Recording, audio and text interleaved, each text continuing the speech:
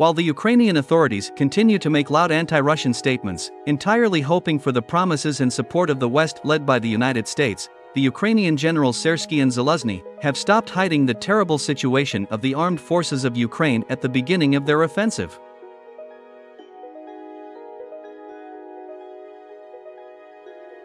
Due to the huge losses, the Ukrainian generals were even forced to abandon the use of heavy equipment during the offensive on Russian positions.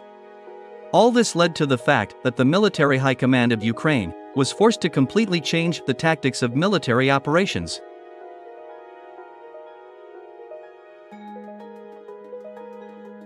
At the moment, everything that is happening at the front cannot even be called offensive.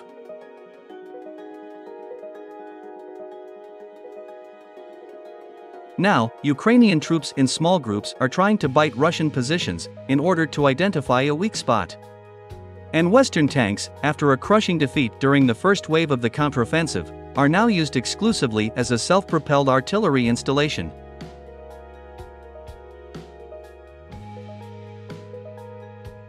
For example, yesterday, near the village of Robotino, a German Leopard tank began firing at Russian positions from a distance of 10 kilometers, focusing on data from a drone. However, even a long distance did not save the German tank from a sad fate.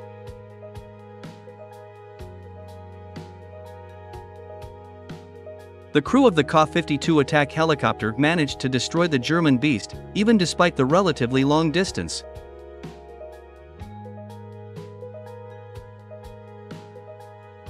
Commenting on what is happening, the former advisor to the second president of Ukraine, Oleg Soskin, did not hide his indignation and horror. According to him, the Ukrainian generals no longer hide the fact that the armed forces of Ukraine no longer have anything to continue the offensive actions on Russian positions.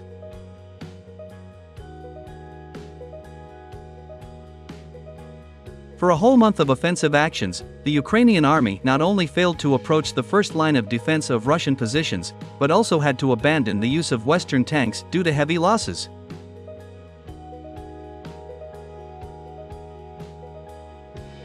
Even if by some miracle the Ukrainian army reaches the first line of Russian defense, it simply will not be able to destroy these Russian fortifications, Oleg Soskin said. The former advisor to the second president of Ukraine also expressed doubt that the West will ever supply the Ukrainian army with fighter and bomber aircraft.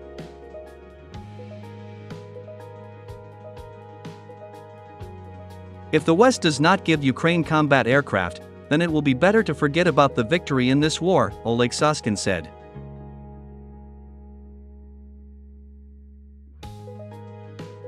The fact that the Kiev authorities decided to send a Russian volunteer corps to the so-called Zaporizhzhia meat grinder, which made regular raids on the Russian region in the Belgorod Oblast, also indicates the large losses of the armed forces of Ukraine in manpower and military equipment.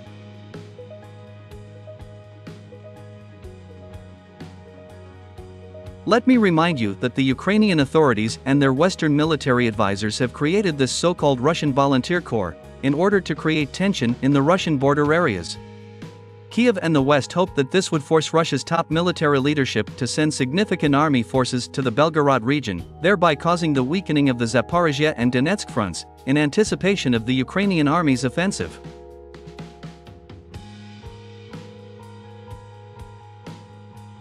However, as time has shown, all these plans have failed.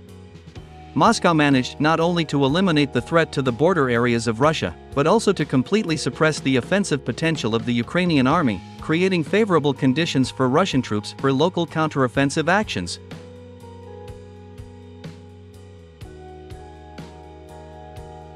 According to military experts, the fact that the United States is going to send Ukraine cluster munitions, banned by the International Arms Control Association, indicates that Washington is in despair, knowing full well that the United States will no longer be able to inflict the desired strategic defeat on Russia.